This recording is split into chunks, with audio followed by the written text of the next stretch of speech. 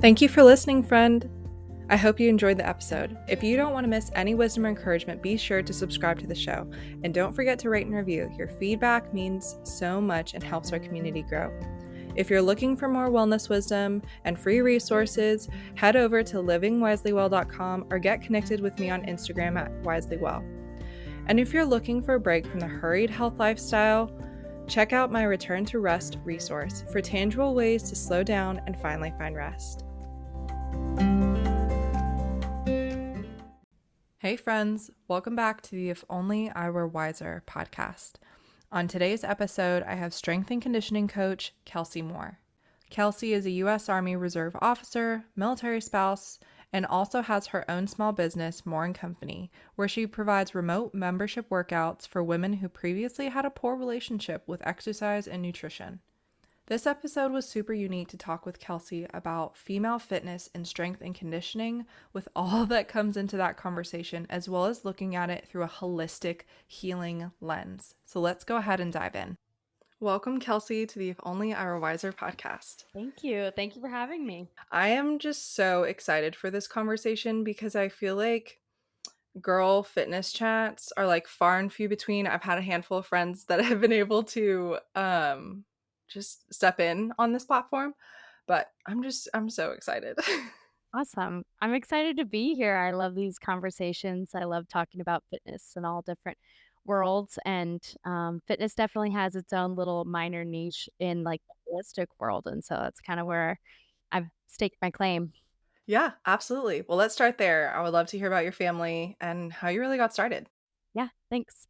My family is just my husband and I. I have a dog, but no kids.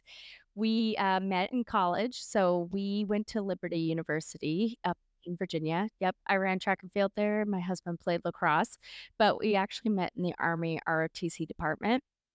And when we were going through the program, we both had to kind of figure out what we were going to do afterwards. And I was really trying to get into the Army's PT school, but it just didn't work out at the end of all the interview processes. And so my husband had decided to go active duty, and I decided to go into the reserves. So since I wasn't going to be a physical therapist, I needed to kind of pivot. Mm-hmm. And I grew up with a dad who is a high school football coach, and he's still coaching now.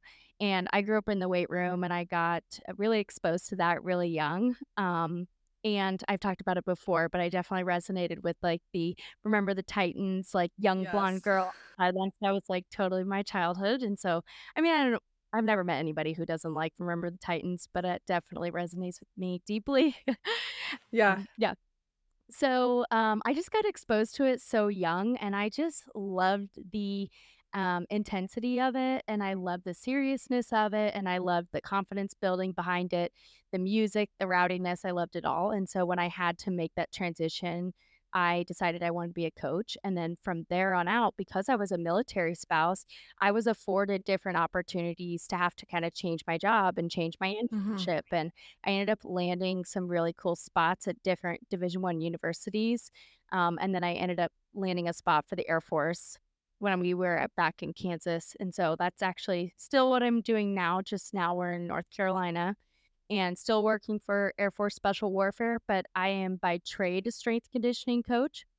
But throughout these last couple of years, I've had to go through my own like initiation story with holistic health. And I think that's how most people kind of get involved in it. They have their own story, which you highlight so beautifully with different people. But so through that, and then also through my friends and family having their own, holistic issues or having a harder time with the medical system, I've just been a researcher all my life. And through that, I had both of my lives intersect. So that's kind of the basis for my own now small business called Moore & Company. And obviously my last name is Moore, but I also live in Moore County. So it's really fun. Yeah, it works. Yeah, it's great. And so with my small business, then I'm able to help men and women have a better, more positive relationship with food and exercise. And I really emphasize strength training, and I really emphasize animal-based nutrition. And so that's, both of those things kind of fly in the face of like the natural fitness industry and also the natural medicalization of different things. Because with the animal based nutrition, I'm pretty, um, not the people specifically, but just the mantras behind veganism and even vegetarianism. Right. Yeah, so I really play into that. Those are kind of my 2 pillars of my small business. So still working full time, but I definitely still have my small business too for fun. Yeah, which I think is just so cool as like a fellow military spouse just to see how your Mhm. story has unfolded, which is so cool, Yeah, and seeing how your small business has unfolded. You and I both have some outside influence in knowing the culture of the army, culture of military life in general. So you have the grind it out, the yeah, I just think of like the manly man military culture, right? yeah, And then you're serving women almost in the same capacity, but, yeah. like, you're the voice of, like, "Hey, you can just not use the cardio machines at the gym, sis." Like, I just picture us both kind of No, advocating for the yeah. same thing. So, to get started, why is it so important for women, and I'll even go as far as saying more than men, to start strength training? Love it. I'm your girl to answer this question. There's it's a multifaceted answer. I mean, the first one is obviously going to be muscle mass. It's going to be muscle strength, and that's right from the beginning going to be your biggest emphasis on injury prevention. I think other things that women don't realize is the more muscle mass you have, the higher your metabolism is. And so as women age, they think that their metabolism is going down, but the reality is because they're not training, they're not squatting as much, standing as much, walking as much, lunging as much naturally throughout that period of their life because their kids are older. They're not having to do that as Mhm. much. Maybe Yeah. they're taking elevators and not stairs. Like the natural personhood transition is pretty much, less physical activity. And so with that, their muscle mass is going down and then their metabolism is going down. And so that's when we see the spike in fat gain throughout a woman's life is tied directly to a decrease in muscle mass. So that's kind of an obvious. The second one with that is insulin sensitivity, especially with today's age and our food culture and how we view food and how we really don't prepare a lot of our food anymore. It is so important to become as insulin sensitive as possible. All of the diseases, the chronic diseases that we are facing as we see in our parents' generation, our grandparents' generation, are now being proven that they are rooted in an insulin resistance, meaning that their body does not utilize their carbohydrates efficiently, and basically their pancreas, their organs are getting sick and tired of having to utilize that insulin, and so it's just getting sick of it, and that then in turns make us pretty much pre-diabetic, and that's what Mhm. moves us towards diabetes, Alzheimer's, high cholesterol, high blood pressure, all of it's being linked to insulin resistance. Another one that women don't really realize is bone density. As your estrogen naturally decreases when you go through perimenopause or menopause, your bone mineral density starts to naturally decrease because of that lowering estrogen, which you can have a handle on, but if that's a natural sequence from not ovulating anymore, because that's just how a woman's life is normally set up to be, then you will definitely see a decrease in bone density. However, when bones are having to overcome these not compound, excuse me, these compressive forces, then our bodies then basically remake bone or they shuttle more minerals into our bones to make them stronger. And so my very first certification was in exercise physiology, and we had to learn these very specific strength training progressions for people with disease, and one of them was Hmm. osteoporosis. And what was the number one thing you have to do with someone who is osteoporotic? You strength train them. And so Yeah. that is totally preventative from a woman's perspective, is if you get her to strength train, there's pretty much no risk from there on out. And that's pretty incredible. Yeah. Besides aesthetics, I mean, muscle mass, lower fat mass, metabolism, better sleep, better digestion, insulin sensitivity, bone mineral density, I mean, tensile strength of soft tissues. I can go on and on, but strength training is so important. And lastly, I'll touch on why it's maybe more important than cardio, because I think that's probably Yeah. the the more dicey conversation. And the reason why is because as women, most of us were kind of like, we got this to-do list and we're like, we're constantly just moving and cranking things out. And most of us are in charge of like how our households run. And, we just have so much going on, especially as military spouses. I mean, the majority of the time you're running everything, right? Yeah. Like it's just what it is. So, but our bodies only know whether we are in fight or flight or we are in rest and digest based on where our heart rate is at. And so, if we become these cardio bunnies where we are trying to thin ourselves and shrink ourselves as much as possible, our bodies already are going to naturally do that as we age. And as you become a woman in your 60s, 70s, and 80s, you're so frail.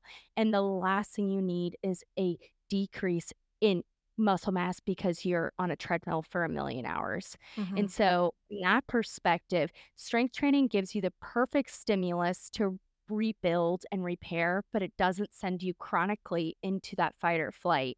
And so it gives you this nice wave where you can give it a stimulus that it has to overcome. It has to rebuild and repair with proper nutrition and proper sleep. And then you can go ahead and do it again and you can test it again and then you rebuild.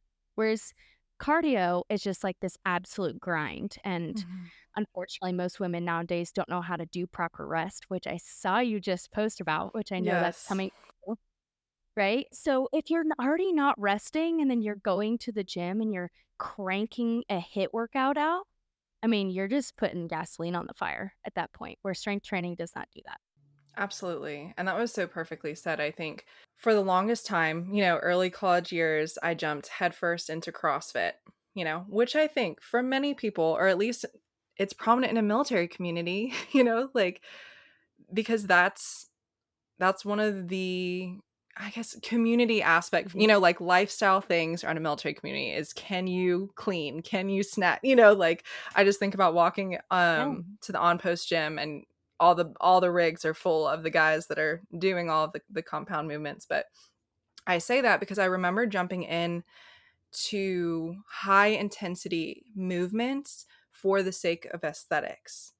And then, like you said, in a Mhm. transition of a life stage, now as a mom, it's like, cool, I don't have 2 hours to work out, period. Mhm. I only have maybe a couple days a week, depending on how my son naps. And then sometimes I don't want to lift, I don't want to do anything on the days that he naps and I have that free time. So I think it was just so crucial to just share that, like, cardio isn't the enemy. Not. Like I've even talked with another friend that is prior service, and she was just saying, like, I want to pick up running again. And I'm like, same, because I have to physically chase my son around, but it is not the foundation to my exercise routine. If anything, I'm going to get 30 minutes of barbell or at least dumbbell Sure. movements 3 to 4 times a week. And that like that's okay. Yeah, absolutely. I mean, women ask me all the time, like, does that mean I have to cut out running? Absolutely not. I'm just assuming from the beginning that you're under fueling yourself, you're under sleeping, and you have terrible stress management skills, which is 9 out of 10 women that I meet. But if you have all those things nailed down, you're nourishing yourself properly, you're sleeping properly, and you have good stress management techniques, girl, you can train for a marathon. That's totally fine. I'm just Yeah. talking about the women who are they're in shambles and they feel like they need to lose 10 pounds. Let's take a pause and just strength train. So I'm glad we kind of differentiated Yeah. between the two. Absolutely. And we could even dive into a little bit of, like, if weight loss is your goal, like I think maybe you can correct me on how you feel on this, but like in the wellness space, I feel like weight loss is still a taboo term, because it's like, yes, we want to prioritize nourishment, healthy movement, and regulating your nervous system. But for some women that are Mhm. stepping into the space for the first time, weight loss may need to be Yeah, the healthiest first step for them. absolutely. And at least for me, even in my own like prior clients, it was not cardio. Like cardio is not the first step or Yeah, first piece to this puzzle. It's strength training. for sure. For sure. I'm always going to send people towards strength training. It's a difficult spot, especially in, like, this holistic world, which we both live in. I don't say that negatively, it's actually great. Yeah. It makes women specifically really think about what they do for themselves or to themselves. Um, but I think it's this, um well, let me back up. I've had probably 3 clients in the last couple of months that have mentioned that they've gone pro-metabolically. They've eaten a lot of these nourishing foods, but they gained a lot of weight because they didn't supplement Right. that with something. They ate all of this fuel, but they didn't have any tools to move themselves properly. And so that's kind of Yep. where I'm trying to stick myself in, right? Yet all Mhm. for the nourishing, but we have to supplement that with how we're moving our bodies and fat loss from the beginning, that you can eat as much organic things as you want or fermented sourdough or Yep. to eat everything cooked in tallow, but if you're not moving your body properly, you're not gonna be feeling your best or, looking your best on how you want. Definitely. And I'll even comment just to like the pro metabolic conversation because I had an interview with Kate Deering about that in particular was, Mhm. all these women are like, let's go proto metabolic and we're going to pound the butter and milk and then wonder why we're gaining all the weight. And it's like, okay, well, let's Yeah, break it down to the actual nutrition profile of protein, carbs, and fats. yeah, And inherently, you're probably eating in a a caloric surplus just because the yeah, nature of these foods you're adding in. So, yes, I think it's so important to almost meet in the intersection of like, yes, let's nourish, but like nourishment doesn't mean, at least in the wellness space, doesn't mean that you completely stop your movement. yeah, no, and it doesn't mean excess, it doesn't mean gluttony, it Yep. doesn't mean so I think, ooh, that's a tough spot, but, yeah, I'm there with you. Which now I'm curious when it comes to your thoughts on like the body positivity movement, because Mhm, that almost is almost the other end of the spectrum, right? Like, I've come from a history of disordered eating. So, stepping into the wellness sphere and focusing on nourishment, especially in my transition to motherhood, has been so healing for my body. Like, I've shared that across several, several episodes and on my platform that, like, motherhood was the missing piece for me to eat for the first time in a few years. mhm, Because I was strength training, I was running, I was doing all the quote right things by the fitness world and sure, undernourished. But I think that the body positivity movement sometimes leans on the other end of the spectrum, like you said, the gluttony, the slowness, the I'm gonna just be how I am and that's it. yeah. There's no other side to that conversation. Yeah, I mean, I say this so much and I will continue to say it as loud as I can because I believe this. I will double down on this. The reality is with the body positivity movement is that when people are overweight and they're saying that I'm good, I'm healthy, what I think they're really saying through all of that is I'm valuable regardless of my size. And so if they're screaming I'm Yes. valuable, then we have got to separate our objective health metrics. Are you overweight based on this criteria versus your value? And if you have those intertwined, then you're going to have a lot of logical fallacies going on in your life because we do not, in society or as humans in general, do not give value to people based on their health status. My example I give all the time is someone in a coma. They're not contributing to society necessarily, but we still innately say, oh, they have so much value. They have rights and value. Yeah. Another one would be a child. We innately say, oh, they have rights and value, even though they're dependent on other people for their entire life, but they Mm, still have yeah. intrinsic value. And that is because they are made in the image of God. And so you cannot deny that fact at all. So when you separate the two and you can first establish someone's value, and if someone's value is coming from the world, then that's going to be a screwed up system.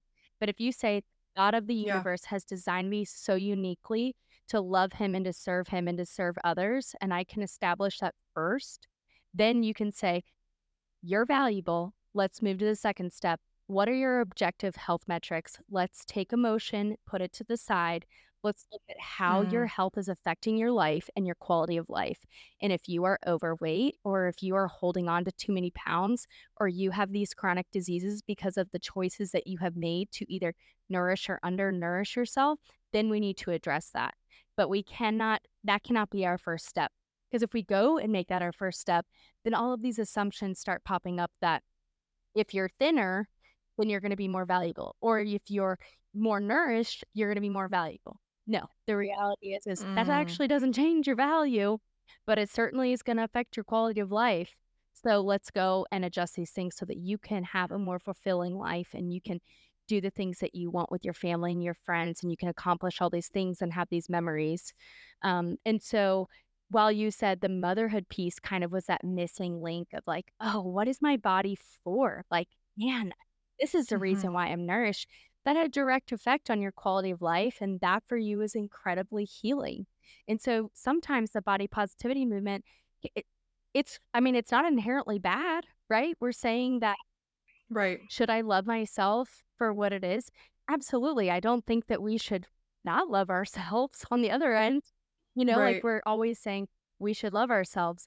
I think it's when we take that and we make it an idol in our life where we're shifting our focus and shifting our heart posture so that if it's just about us, we're going to always fall short. We were never made or designed to have our bodies fulfill or give us confidence throughout our life. That should only come from Christ. Absolutely. That was spot on. So, like, as believers, like, we are called to a higher standard because not only is it this balance of like, I need to love myself because the Lord beautifully designed my body, but at the same time, I have to offer my body as a living sacrifice on the altar every day.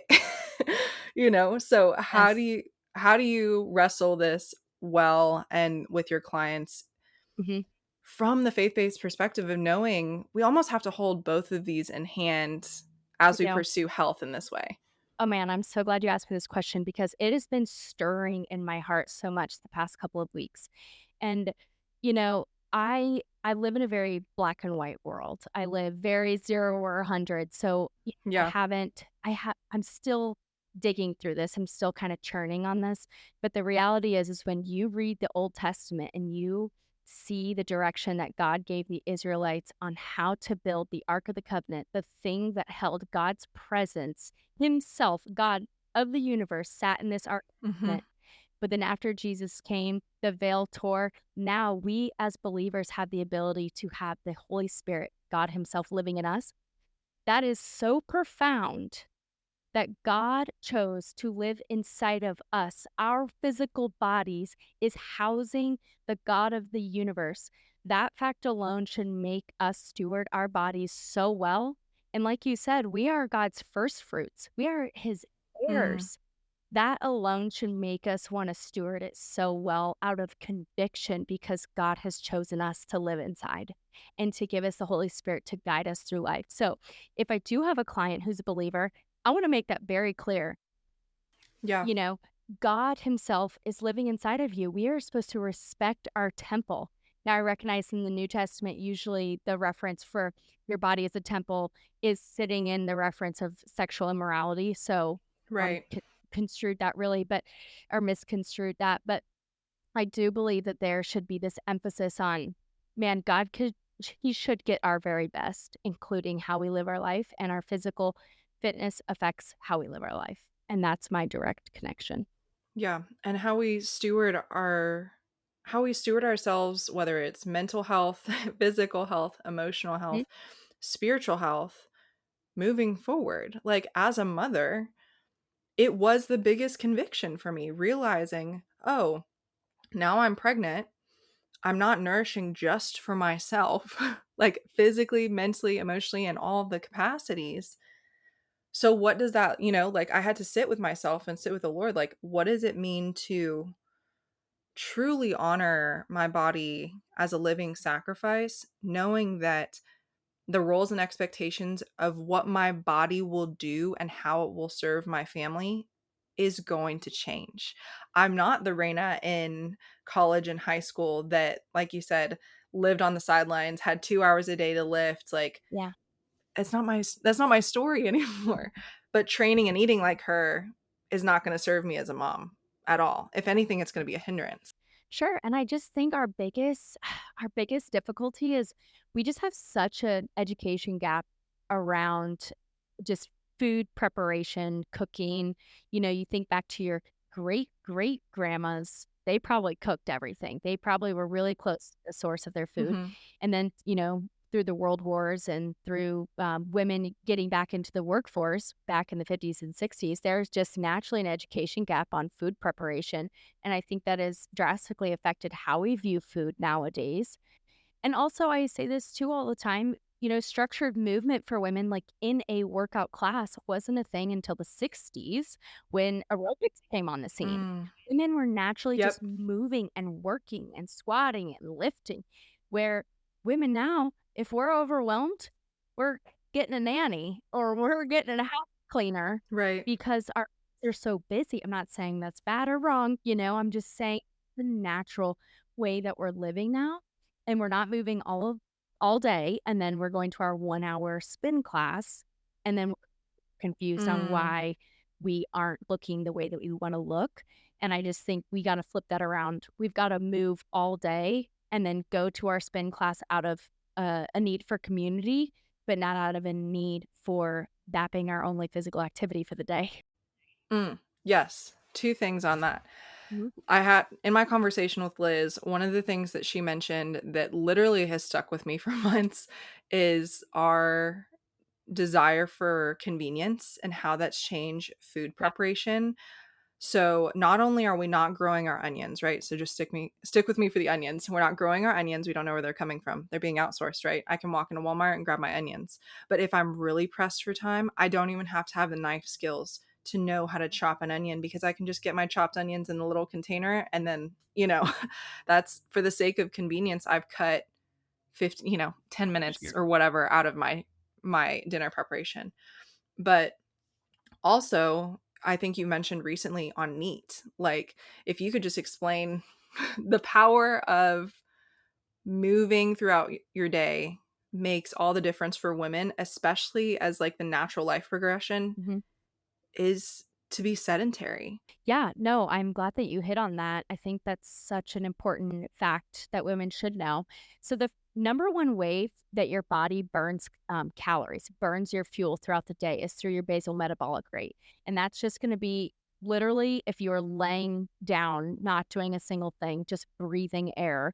That is the rate at which your body needs to burn calories just to keep you alive. And that's actually 60% of your daily caloric burn is through your BMR. But the number one thing that heavily influences that is your muscle mass. More muscle mass makes your body Mhm. run hotter, quote unquote. So it Right. burns calories faster. And so that's why, muscle mass is linked to your basal metabolic rate. The second way that you burn calories is through NEAT, what is when I just typed it out, non-exercise activity thermogenesis, I think that's what it is. Basically meaning non-structured exercise. So it's not the 1-hour workout class. It is the daily activity that you're moving and walking. You're grabbing your load of laundry and you're walking to your room. You're picking up your kids. You're walking to the mailbox. That's the activity. That's NEAT, NEAT. And Mhm. so most women just have a super low NEAT. I think technically, according to the Academy of Sports Medicine, ACSM, oh, it's going to drive me crazy. American College of Sports Medicine, sorry. They say that anything below 5,000 steps per day is considered sedentary. Most Mm. in America get 3 to 4,000 steps a day.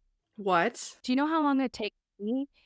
It takes me 25 minutes on a walk to hit 3,000 steps. Wow. So that means women who are sedentary, majority of Americans who are sedentary are walking less than 25 minutes a day. That's insane to me. Yeah. And so what that means is that our NEAT is just super low. You combine that with a really low muscle mass, of course your body's going to be, carrying extra weight that you're just not going to want. The other 2 ways that your body burns calories, but they're super small slivers of your day, is your structured exercise, which is only if you do a workout class, that's about 4% of your day, Yeah. whereas NEAT, 63% of your day. And then the last is just the way that your body has to use energy to break down your food Mhm. because your stomach muscle, and so that takes Yeah. calories to use. So it's a really small sliver of your day as well. So muscle mass and walking, that's usually the best combo that I try to push people into. Oh, for sure. And like I think it's on the Office episode where Stanley's trying to lose weight. And one of the Mhm, things that he does is just not take the elevator. You know, and we know all these things. Like we know all these things just to increase, and it's not for weight loss. It's not for fat loss. It's just for the sake of being healthy. You got to move a little bit more mhm, outside of your 1 hour structured movement, you know? exactly. And I always say, moms have really busy schedules, but I just say if you take your kids to the park, get walking. You have the choice to either sit there or you can walk with your kids in sight or something. Yeah. You can do that. You can, do a 10-minute walk after breakfast. You can make that a family affair. You Yep. can do a dance party. That can be a family affair. There's so many ways that you can increase your non-structured exercise throughout your day where you're not banking on just your workout class. Yeah, absolutely. And I know that you share on your platform, so I don't know if this has a component to your like values pyramid, but I would love to just like go into that. Yeah, I talk about this all the time because I feel like it sends women in the correct direction on how we should view food. But if you look at a pyramid, I have 3 tiers on it. So obviously the bottom tier, the biggest tier is gonna be the most important, and I call that, just eating enough calories. That's first and foremost your biggest priority because most women are undernourished, or if you look at an impoverished country, doesn't matter if you're giving them organic, whatever, they need to eat calories to keep themselves alive, Mm, right? That is step number 1, eat enough food.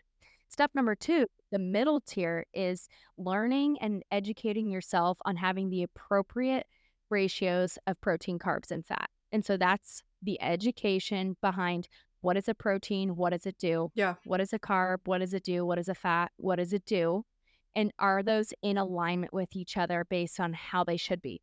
If we're super carb dominant, then we probably need to increase our protein intake. How do we do that? That's the education tier, excuse me, that's in the middle. The very top is food sourcing. Mhm. This gets people spun up, especially in the holistic world, but I'm going to double down on it. The top is food sourcing because kinda like my previous example, doesn't matter if you're drinking, organic bone broth that's homemade and full of this beautiful Yeah. gelatin and collagen. If you're under fueling 1,000 calories every day, you can't do that. You have to make that three-tiered system. But most women, I'll take them through that. If I have a client, I'll say, "Are we eating enough food?" "Yes," that checks. Then let's move to the next here. Let's learn how to Yeah. ratio these properly. Oh, we're learning that? Great. Now let's learn about the environment and the ethics and the reasons why we should care Mhm. about animal based nutrition and why we should care about organic, non GMO, local sourcing. Where's a homestead, raw milk, all these things that are amazing and they add a you know another level of nourishment to you, but that only matters if we have the first two tiers accomplished.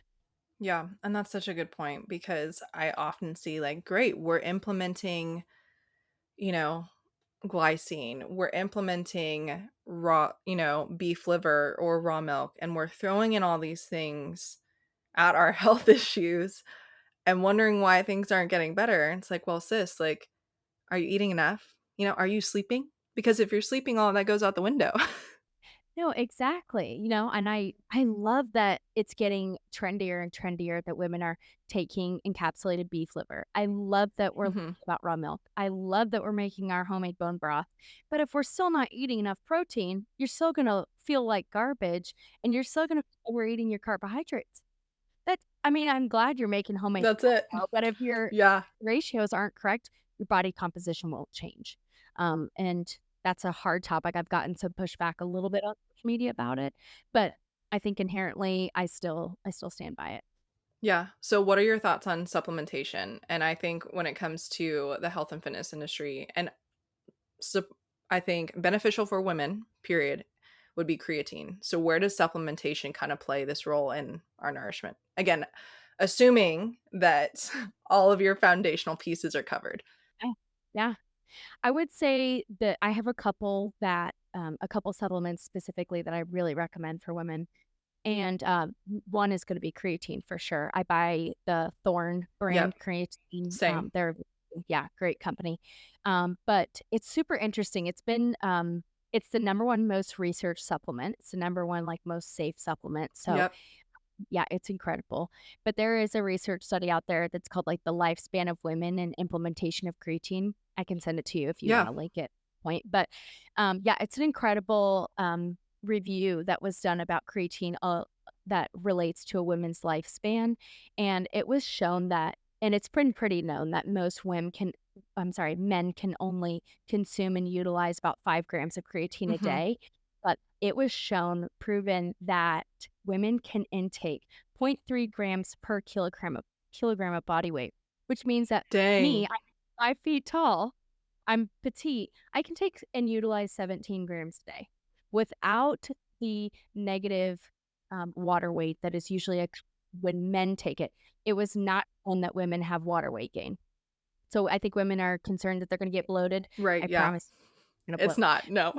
No, no, it's not. But the reason why creatine is so good is because creatine is the building block for energy sources. And so when we take creatine and we complement that with strength training, what happens is because ATP phosphocreatine, ATP, is our main energy source that is being used when we're strength training. By taking and supplementing the creatine, we can do more work.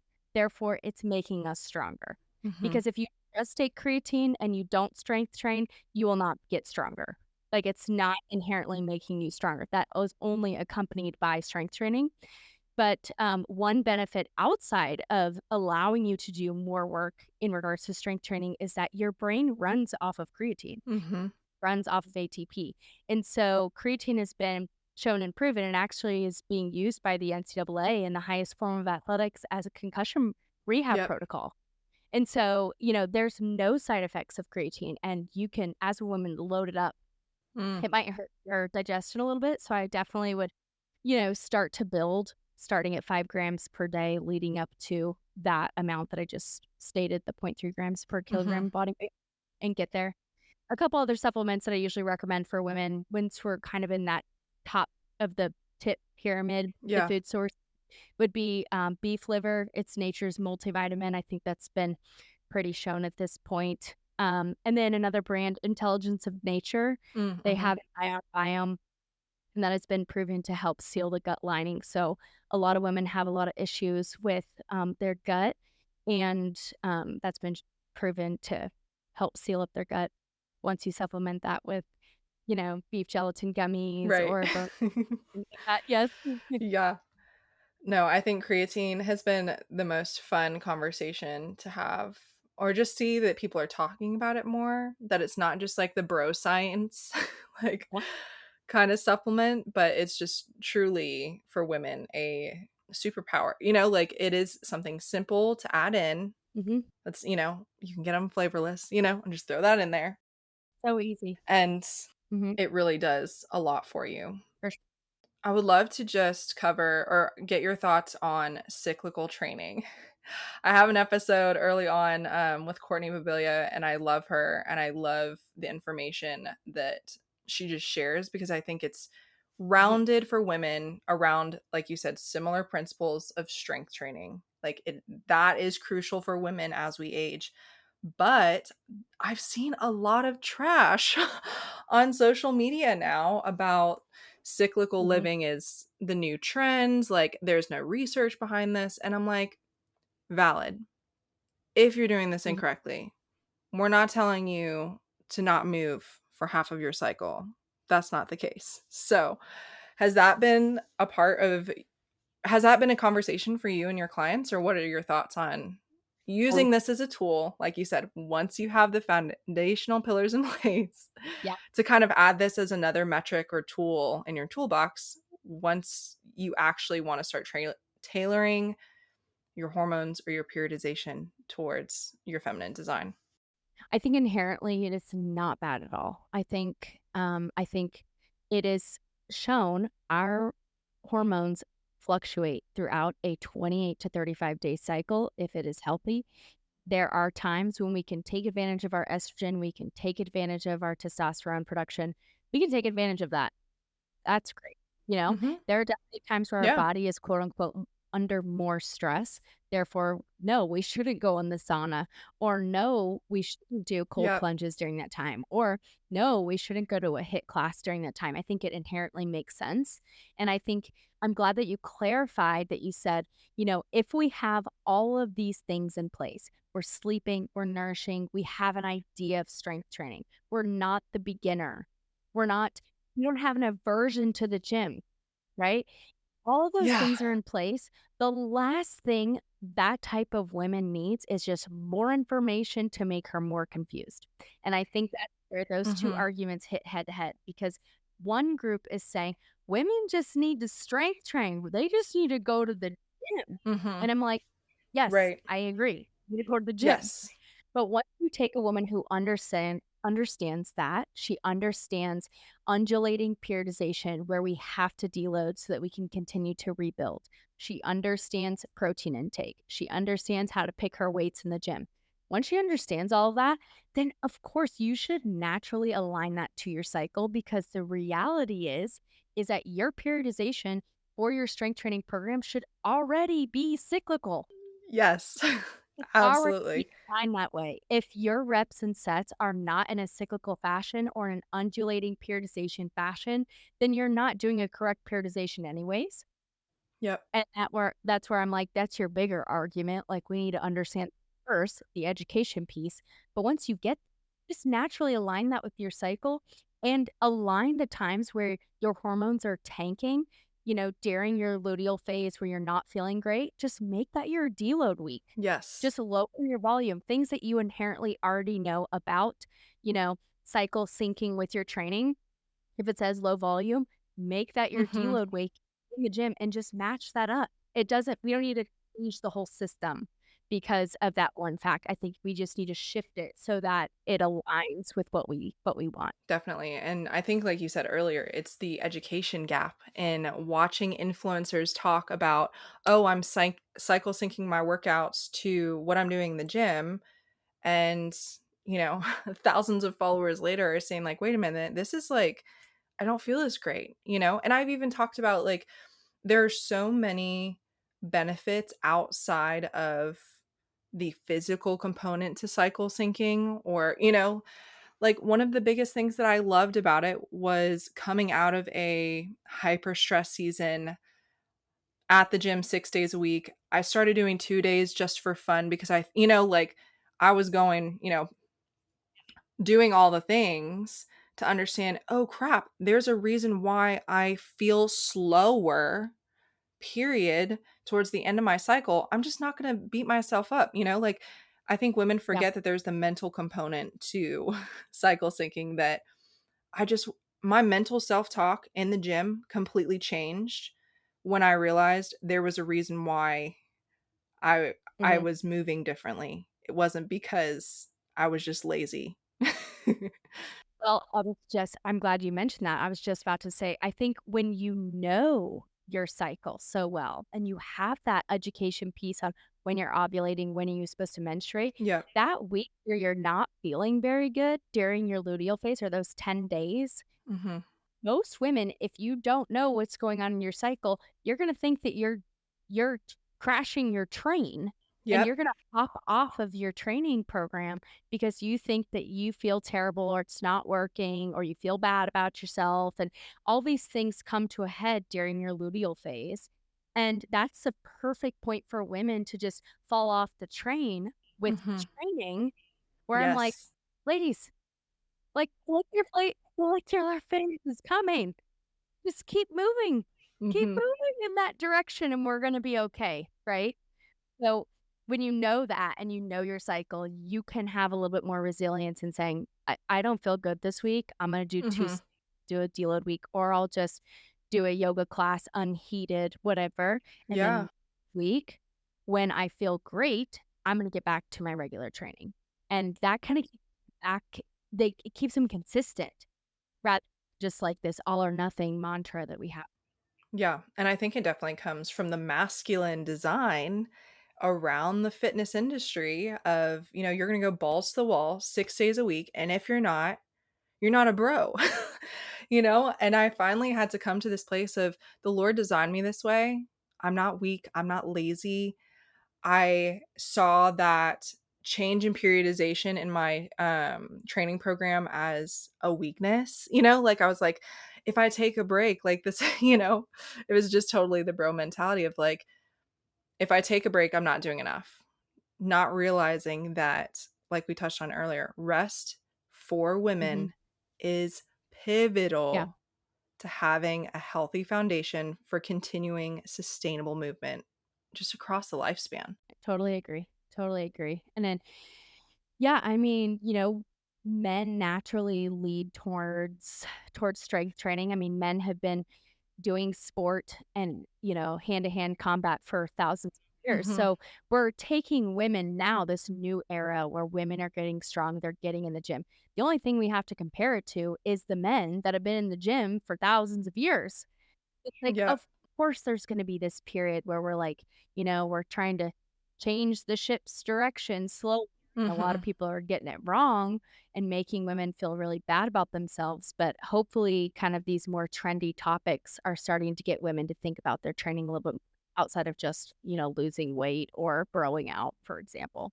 Oh, yeah, for sure. And before we move into our closing question, I just definitely want to clarify. Ladies, you're not going to get big by moving to the weight section of the gym. You can't accidentally get swole. No. The weights aren't going to make you bulky. No. Well, I think the biggest, gap there is women I think they underappreciate when they see a woman who is shredded, Mhm. they think that she just accidentally got there, and I'm like, do you understand the amount of work that took? Like, let's appreciate the work that was put in for that. Mhm. That's not accident. Yeah, you're not going to accidentally pick up your dumbbells and walk out like Hulk. So, Yeah. it's a process. But I would love just to share where we can connect with you, your services. I know that you have training options. Where can we find all those things? Yeah, thanks so much. My Instagram handle is Heyo More and Co. So Heyyo More and Co. So my business is More and Company. But my website URL is the same, heyomoreandco.com. Yeah, and I offer 3 tiers of services. The first, just being the most affordable and easiest option for most women, is I have workout memberships that are available for purchase. They are ran through an app called Train Heroic, and so it's all automatic. It's really nice. I have 3 different tracks that you can choose from: movement through your 20s and 30s, movement through your 40s and 50s, and then my intermediate program, which is barbell and run. And then my middle tier that you can work with me is to purchase a consultation. Those are great for women and allows me to work with more women one on one. And that consultation is kind of like that one stop shop where I can look at your health history, look at your nutrition habits and exercise habits, and I can give you my opinion on the direction that you need to move. And I give you kind of a personalized workout program for 4 weeks and some nutrition goals and send you on your way. And then I have my personal clients. And so that obviously comes with more of a financial investment, but definitely more accountability and more specificity in regards to how I'm working with you on a daily basis. And so all that is just outlined on my website. Yeah, awesome. I'll get all of that linked for you. So, for our closing question that we wrap up with everybody, if you could provide any wisdom to your younger self or for a community that is listening, what would you share?